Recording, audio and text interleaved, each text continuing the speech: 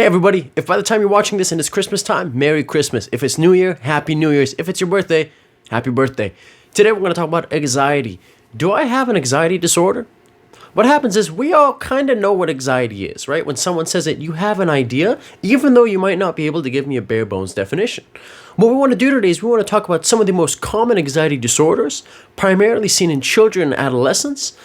And kind of having these in the back of our mind is going to help us to distinguish what are the different types of anxiety and what does anxiety look like. All right? So sometimes, folks, you have talks that are really focused on depth, and other times you have talks that are really focused on breadth. Do we know the difference between the two? Depth is generally there's one topic and you just focus on it in a really in-depth manner. Let's say we were just talking about roundhouse kicks.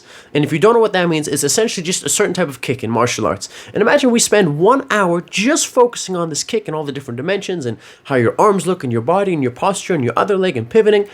Compare that to breadth, where maybe we spend 1 hour, we talk about different punches, different kicks, elbows, knees. So it's more shallow.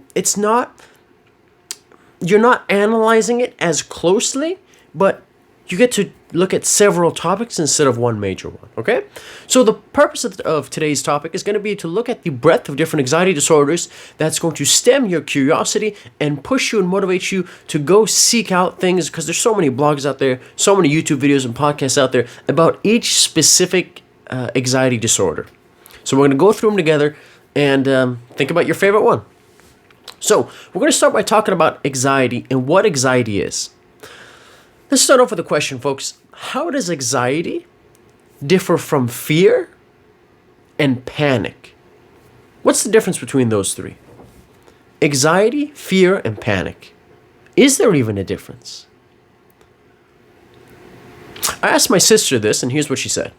She goes, well, Daniel, when I think about fear, like I imagine I'm camping and there's a growl of a bear or something, or like I see something, and the moment I see it or I hear it, I feel scared. Like that's fear. And then she goes, and maybe if I was giving like a public speech, I'm about to give a presentation in front of my class, then I'd feel a little anxious. Right? And those are perfectly good examples. What's the key word there? In the first example, it's when I see the bear, I feel fear. That's what I want you to focus on. And the second example is, Daniel, when I'm about to. It's not I'm giving a presentation, it's when I'm about to give a presentation. Here's a very easy way to distinguish fear and anxiety, and then we'll hop into panic. Whenever someone talks about fear, being scared, being afraid, is present-oriented. Okay? Anxiety is either future or past-oriented.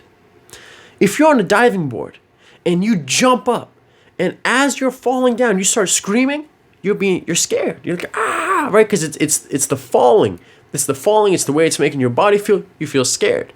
But if you're waiting in line to jump off the diving board, and you're thinking, oh, what if I slip?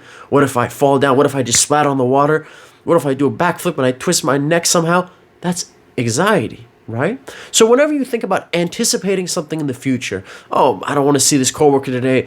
Is my girlfriend going to ignore me today? What's going to happen tomorrow? Oh, I can't believe I said that thing yesterday. What you're talking about is anxiety. It's anticipation. It's worry about something that is not currently present. Okay? And fear is the opposite. It is present. There's something going on right now. Panic, whenever you think about panic, and we're going to get back to this when we talk about panic disorder, is this idea of a bunch of physiological symptoms of anxiety happening at the same time without any perceived threat. Meaning, you're sitting at home, you're watching cartoons, you're watching SpongeBob, you're watching Shrek, you're eating cereal, all of a sudden, your heart rate increases. You feel like your throat is swelling shut, you feel nauseous, you want to throw up, your head gets dizzy, your palms get sweaty, and you're going, oh my God, what's going on? And a bunch of these, it's kind of like, imagine you were sprinting really fast, like as fast as you could, and then you stop immediately. But the strange thing is, you weren't doing anything. And it's not like you were watching negative news. It's not like there was some sort of a traumatic experience. You were literally doing nothing. And then all of a sudden, a bunch of these physiological symptoms happen at the same time. So when someone says panic attack, I want you to think about what it feels like when you sprint, or think about what it feels like if you do a lot of jump rope or a lot of cardio, or if you're really nervous before a presentation. And it's all of those symptoms that happen at the same time. okay, with no apparent danger or threat. So someone might ask you, go, oh, well, your feelings, what happened? And I'll say, I don't know. I wasn't thinking about anything scary. Nothing threatening happened. I just started feeling this way. So we've talked about anxiety. We've talked about fear. We've talked about panic.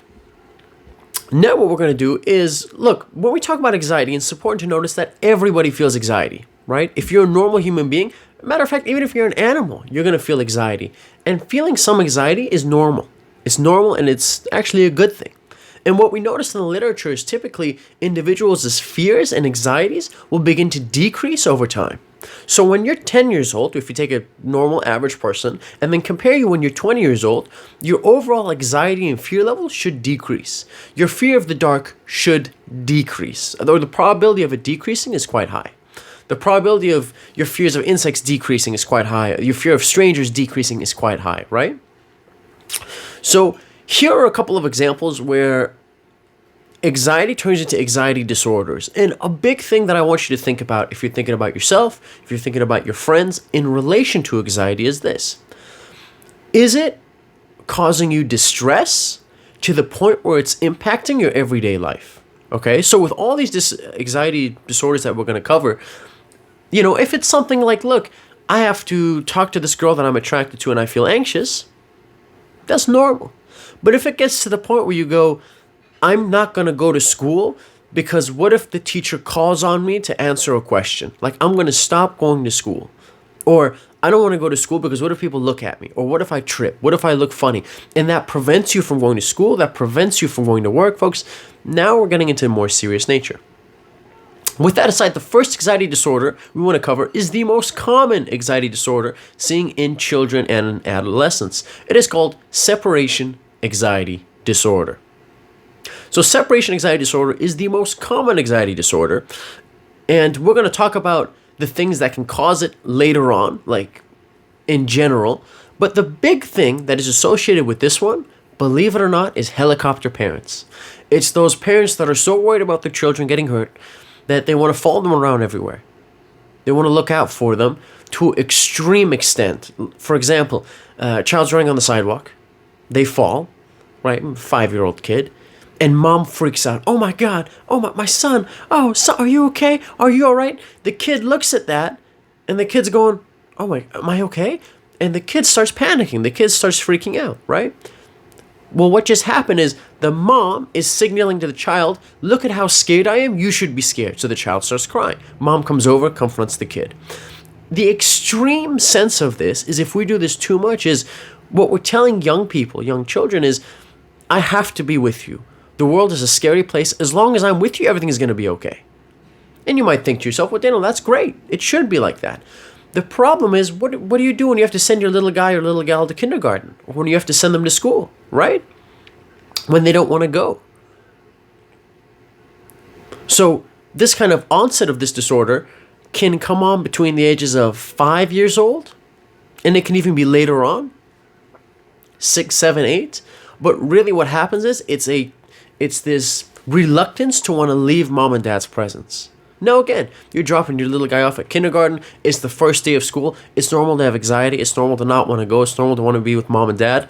Generally, after a couple of days, a couple of weeks, that thing should slowly start to decrease over time. What we see with children and with separation anxiety disorder is it doesn't get any lower. Like it doesn't. Like weeks go by, months go by. And this kid's like, if you're not sitting right beside me, mom and dad, I'm not going to school. Like, it's not going to happen. I don't want to. I'm going to throw a fit. I'm going to cry. I'm going to yell. I'm going to punch. And this is a big thing that we see in school reluctance and school refusal. One of the things that we also notice is negative reinforcement from the parents. For example, parents say, look, you're going to go to school. All of a sudden, the child says, I don't feel good. I feel sick. And mom and dad go, okay, well, I guess you can stay home then. What just happened? The child just learned that if I feel sick, wink, wink, mom and dad are going to negatively reinforce my behavior. Reinforce, I want you to use that word synonymously with encourage, okay? So they're reinforcing me being sick, And the reason why I put negative in front of it is because they take away school. Okay, you feel sick, therefore you don't have to go to school. And that kid might have very real physiological responses because their brain has learned school is scary. I don't want to be away from mom and dad. Those thoughts trigger real physiological symptoms, and then those physiological symptoms make them feel sick. And then when mom and dad goes, well, you feel sick? Okay, I guess you don't have to go to school.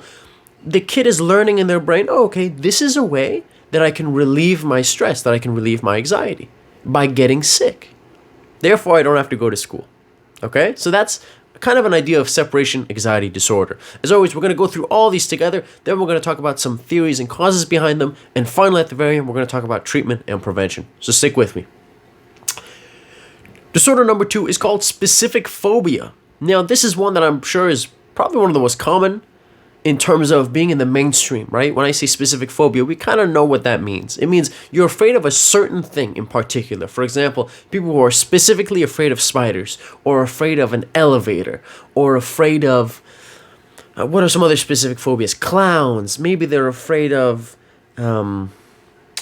heights. Maybe they're afraid of snakes, right? So these are things that people are specifically scared of, and something to do with danger, with harm. It's going to hurt me. I won't be able to escape. So that's kind of what you have in your mind. Now, some of these can be evolutionary, meaning, thousands of years ago, one of your ancestors went to go hunting, and then the snake bit him, and then he told his son to stay away from snakes, who told his son to stay away. Anyways, and then across time, when we see a snake, when we hear a rattlesnake, we go, holy shoot, we want to stay away from that. To other things that we've been conditioned to, right? Obviously, you understand things like phobias, like trauma. You go to an elevator gets stuck. And you feel like the elevator is about to drop, and you're in like a 10-story building, right? And then you say, I've developed a phobia to elevators. Like, I bet you did, my friend. I bet you did. So this stuff, you can really have a phobia to almost anything. And it's quite common. And one of the reasons why people maybe have specific phobias and they don't reach out for help is that they don't believe that it's causing them so much distress that it's not letting them go to work or not letting them go to school. Like, if you're afraid of spiders, you can probably still go to work and probably still go to school, right? That's why people don't actually go and pay money for counseling to get over their fear. Next up, we've got the heavy duty, we've got the big hitter. Still with me, folks? I'm thinking if this video is really, really long, I might make a part 1 and part 2, but we'll see. This big one is called social anxiety disorder. Social anxiety disorder, also known as social phobia. So, social anxiety disorder. Whenever you think about social anxiety, this is what I want you to think about. It's the anxiety towards, 2 words, ready? Humiliation and embarrassment. These are the things that make someone anxious. What if I go to work and what if this person looks at me? What if I look away? What if they think I'm rude? Social anxiety disorder. What if I go to school? What if my high school teacher or my prof calls on me to answer a question? I can't answer it correctly and the whole class laughs at me. Social anxiety disorder. What if I walk into the building and I trip and fall and everybody laughs? Social anxiety disorder. So social anxiety disorder is not as common as people would like to think. But it's important to realize how debilitating and how crippling it can be. For example, there's stories of young girls who have social anxiety to the point where they arrive at school late or in a way from a back door where they're not seen, where they do not have to interact with anybody to avoid any sort of social conversation. Okay? And then when they go to class, they want to sit in the back. They don't want to be seen. They don't want to stand out. The last thing they want to do is be called out. And there's been lots of cases of people eating their lunch and things like the bathroom because they want to avoid talking to anybody or, again, being seen by anybody. If you have a presentation to give and you go, Daniel, I feel anxious, I'd say a lot of people do. But if you tell me, Daniel, I don't go to school because I'm afraid to see people, right? Do you see what I mean, folks? Do you see the difference there? I'm afraid to get humiliated or to get embarrassed. What if I'm talking to my teacher in front of my class and I stumble on my words or I say something dumb and the whole class laughs? Now, again, these are common thoughts, right? A lot of people don't put up their hand because what if I say something stupid? I don't want to get embarrassed. It's going to hurt my self-esteem. Those are rather normal to have those doubts, right? But when it gets to the point where you go, I'm not going to show up to class. I'm not going to go to work. I'm going to avoid people. And avoiding people acts as a negative reinforcement, meaning if I don't go to school, guess what happens to the anxiety? It goes away. The anxiety goes away, right? So you're negatively reinforcing that behavior. So whenever you think about social anxiety disorder, think about humiliation, think about embarrassment. And look, we're all worried about messing up during a public presentation, but take it to the highest level, to the point where you don't even show up. Like, you don't show up to class. Like, it's so bad that you're puking. You're nauseous. You don't feel comfortable talking to people. And by talking to people, I don't mean in front of, I mean 2 people. Like, they put you in a group with 2 other people. You're like, the anxiety's too much. I'm not going to go to school today. If that's the case, I just want you to keep this in mind, and please do some more research. Once again, I'm not a counselor. I'm not a therapist. I'm a psychology student who wants to provide you with the bare bone minimum of some of these disorders to make you curious and make you want to do some research on your own, okay? So that was social anxiety disorder.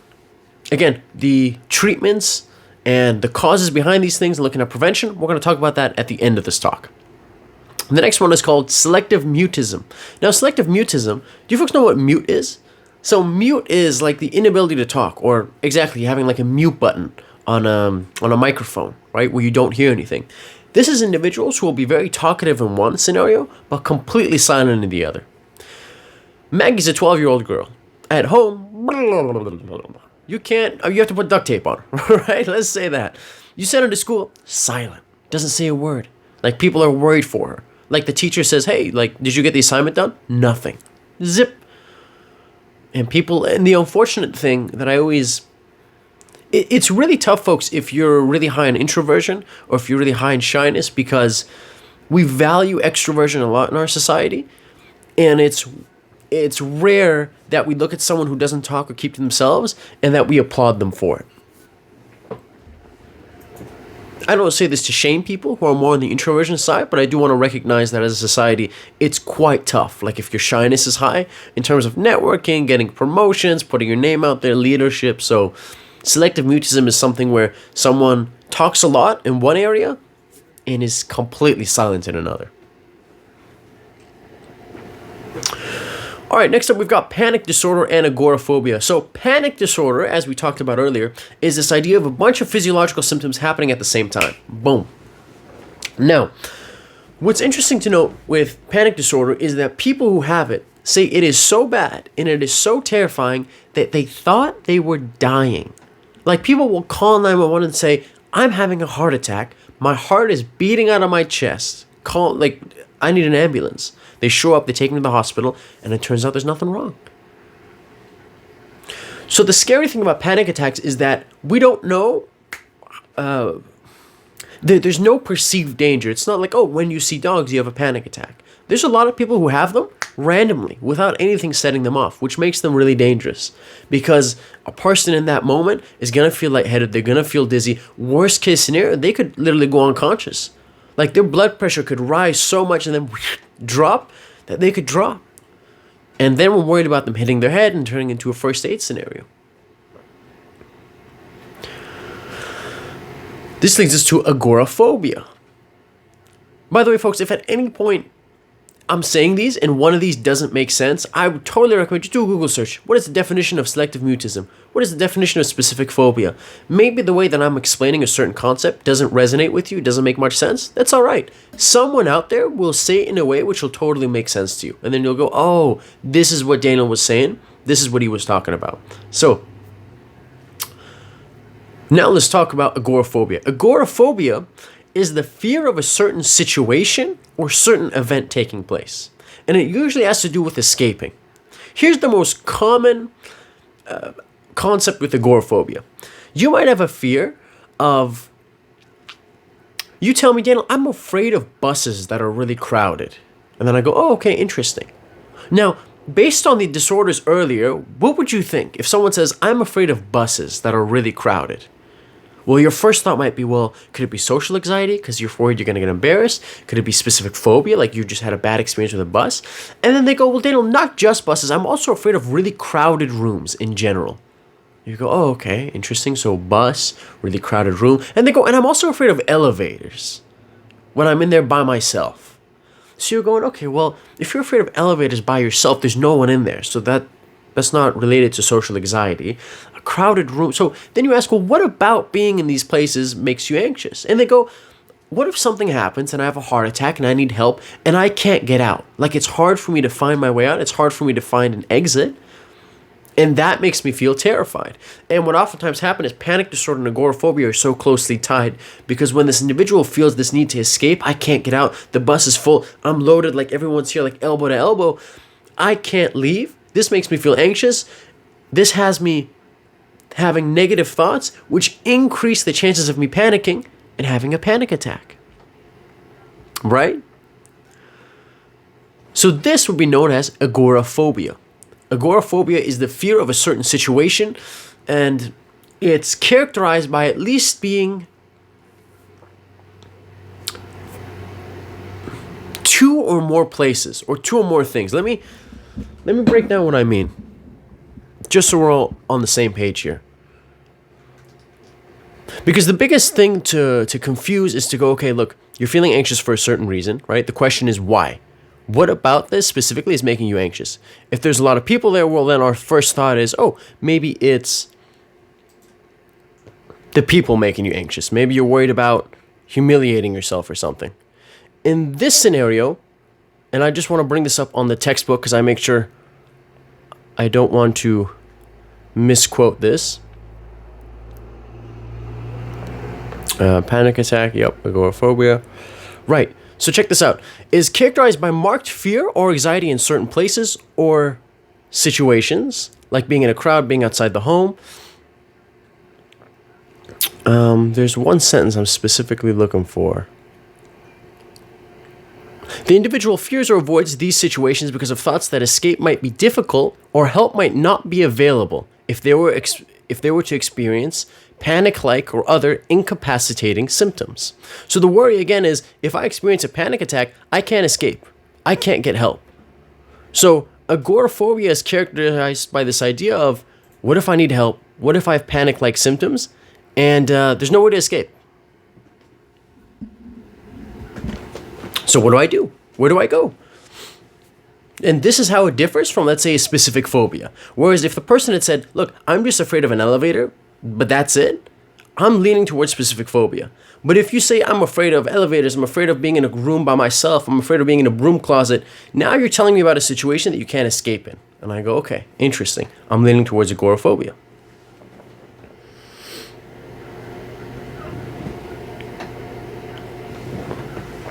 All right, last one, folks, that we're going to talk about today for anxiety disorder is called generalized anxiety disorder. Now, generalized anxiety disorder is one where you feel anxious, but they don't relate to one another at all. Here's an example of someone with generalized anxiety disorder. I'm afraid what if I stop breathing in my sleep? What if I don't wake up today? And then what if I'm going to school and I get hit by a car? What if I go to school and I fail my test? What if I'm coming home and this tree falls on me? What if Iraq wants to, or one of the Middle Eastern countries wants to shoot a missile at America, they miss America and they hit Canada instead? So all of a sudden, what you recognize is these anxious fears don't have any common theme to them. You go from listening to the news to what if a tree falls on me, to what if I fail my test, to what are my parents going to say? What if my girlfriend's going to break up with me this weekend? So you're anxious, but it's really not towards anything particular, right? It's almost like everything's making this individual feel anxious. And I should say that the prevalence is quite low. Like, the chances of you meeting someone with separation anxiety disorder or even a specific phobia are quite higher than someone with generalized anxiety disorder, but it does exist and it's important to talk about.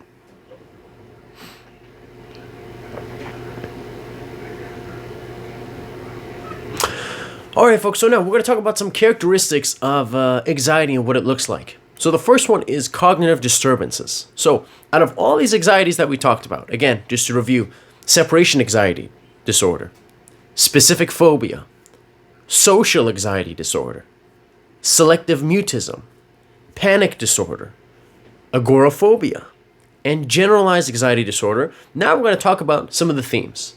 So the first thing to recognize is cognitive disturbances.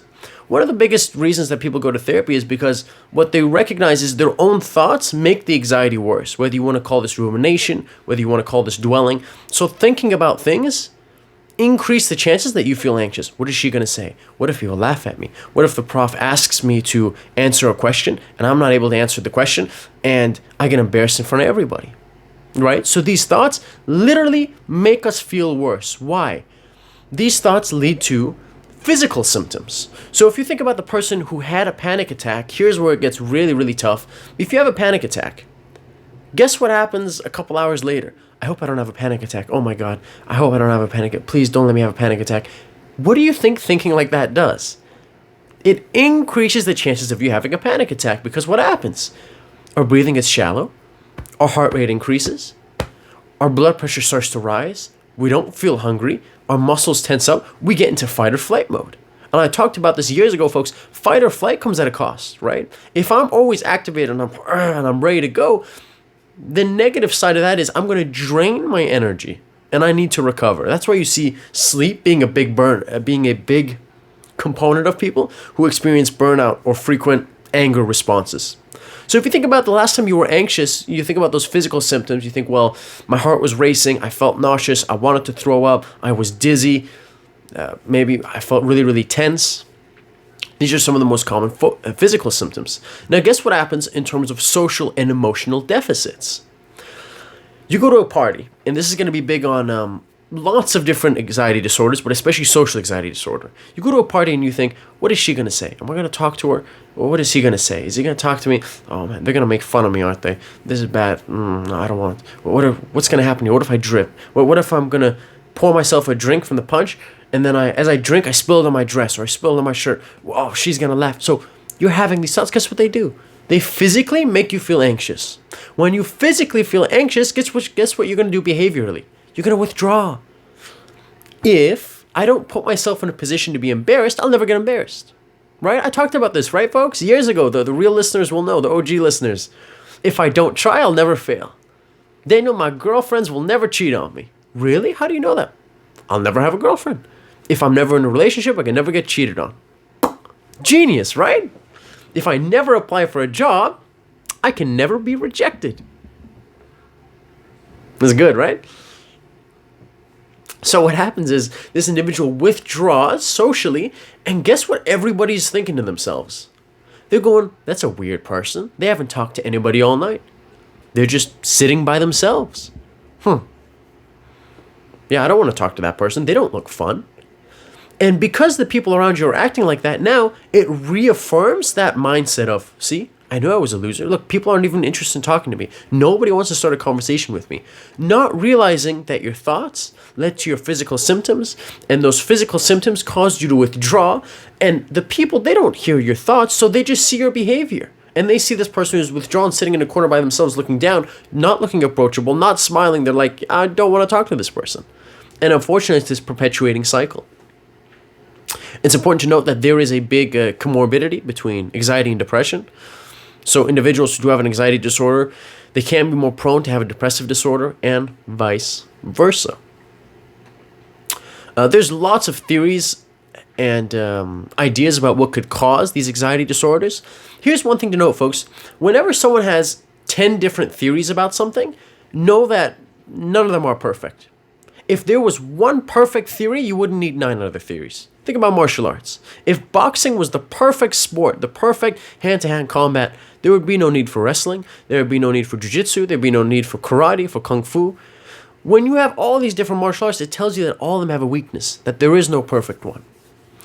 So some of the early theories about anxiety and stuff were like way back when. Actually, you don't even care about that. Let's talk about pragmatism, practicality about right now. One of the ones is temperament. Temperament is kind of like your primitive genetic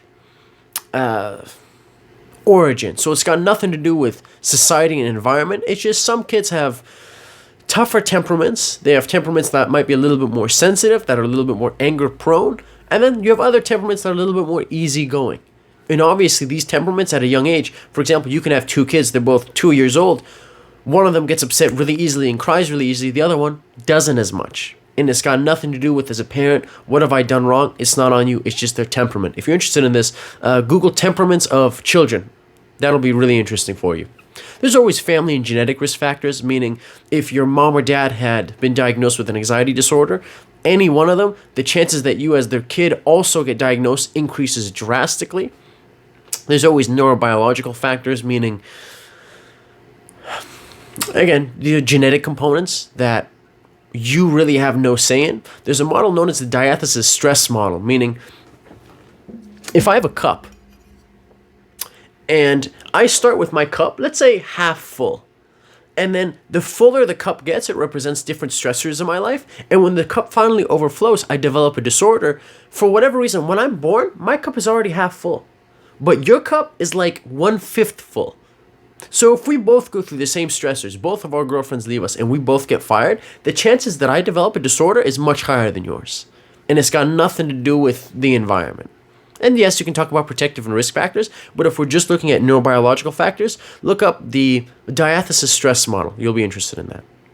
And obviously, folks, we have got family factors. So we know that individuals who grow up in an abusive household, in a dysfunctional family, their chances of experiencing these anxiety disorders increase drastically. This could be like if a parent is an alcoholic, if there's physical abuse, if there's emotional abuse, if it's a home where you don't feel safe in. So these are all things that are seen. Good people, you've made it through. We're finally going to talk about treatment and prevention. So I don't want to give you all the nonsense. Here's what you should know, and this is why it's so discouraging being a psychology student. As I'm reading through the treatment for this stuff, and maybe I'll do another video for depression, these are the sentences that I'm reading, okay? I swear to you, it's something like, some studies suggest moderate to mild benefits from this treatment. Listen to that again. Some studies show moderate to mild benefits from this treatment.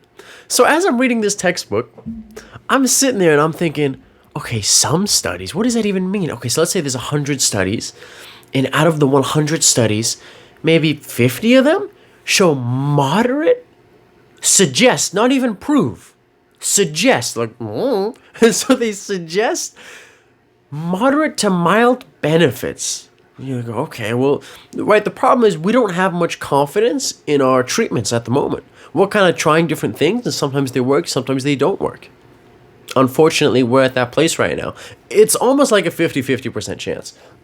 Excuse me. No, it's definitely more than 50-50, but I wish I could tell you that there's one specific treatment plan.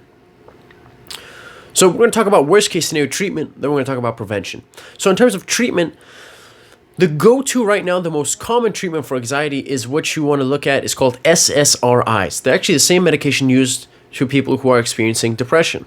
So SSRIs stands for selective serotonin reuptake inhibitors. So if you go to Google and just type in SSRI, you can learn more about the medication yourself. As always, counselors and therapists cannot prescribe these medications, but a psychiatrist can. So they can put out this stuff, and you can get a prescription from them. Now, the most common or the best quote-unquote treatment at the moment is CBT, cognitive behavioral therapy, mixed in with medication, so SSRIs. And doing both of those, meeting with a counselor, talking about CBT, which that'll be for a different video, and getting the medication has shown to have the best possible treatment outcomes at this point in time. Obviously, looking at prevention, having a healthy, happy family home, right? Having parents who don't have anxiety disorders. It's that neurobiological factor that hopefully, fingers crossed, you're not as prone to have anxiety disorders. Having parents who distill love and encouragement and a safe space to talk about your feelings, and yet also motivate you to be confident and to try different things. These can also help prevent the chances of developing an anxiety disorder. Another huge one is recognizing that even though avoiding the thing that makes us anxious, it temporarily relieves anxiety, but the monster grows stronger over time, right? So you're not teaching yourself how to deal with it, you're teaching yourself how to avoid it. What we want to do, and this is a really big one, also in terms of treatment, that is combined with CBT is exposure therapy. And this is really, really huge when you look at behavior therapy. So exposure therapy says, look, what are you afraid of? School? Okay, well, we're not just going to say suck it up and go to school, but we're going to have you sit there and think about going to school. Now we're going to have you look at a picture of a school. We're going to have you talk about what makes you scared of going to school, and you describe the scenario. And they go, okay, well, look, now that you described the scenario, talk to me what happens next, okay? And talk to me about what happens next, okay? Now, what's your heartbeat like right now? Okay. And what's your breathing like right now? Okay. Or maybe you take the person and you have them do a bunch of exercises. You have them do sprints. You have them do jumping jacks. Then when their heart rate is really high, they sit down and you go, write down all the symptoms for me. And they go, well, I'm a little dizzy. My heart rate is really high. My heart's beating out of my chest. My palms feel sweaty. And you go, well, do you feel like you're dying now? And they go, no, like I recognize I just exercised. They go, look, these feelings are the exact same, these physiological symptoms are the exact same when you feel anxious at school. So if we can make you think about these symptoms as, it's just like I just exercised. It's like I just exercised. It's part of the program, no need to freak out. Then you can deal with this stuff a lot better. So in terms of treatment, you're looking at CBT, you're looking at SSRIs, you're looking at exposure therapy. In terms of prevention, you're looking at a happy, healthy home where you can talk about anxiety. You're looking at when you have things that make you anxious, make a note of them. Public speaking makes me anxious. Okay, can I start working at public speaking? Maybe that's watching videos at public speaking. Maybe that means slowly warming up and doing the thing that scares you little by little. And obviously, talking about things that scare you, that make you anxious, can help you start moving forward to a better life, which is less anxious. Again, not completely removed, because we don't want to remove anxiety from our lives completely. Trust me, a little bit of it is not only okay, but it's necessary for you to live a happy and healthy life. So we want to better our relationship with anxiety. Thank you so much for listening, folks. I know this was a long one. Again, this was big breath, but I thought it was important for you to know the different sort of anxieties that are out there. I hope you enjoyed. Please take care of yourselves, and thank you so much for your continued support, everybody. Take care. Bye-bye.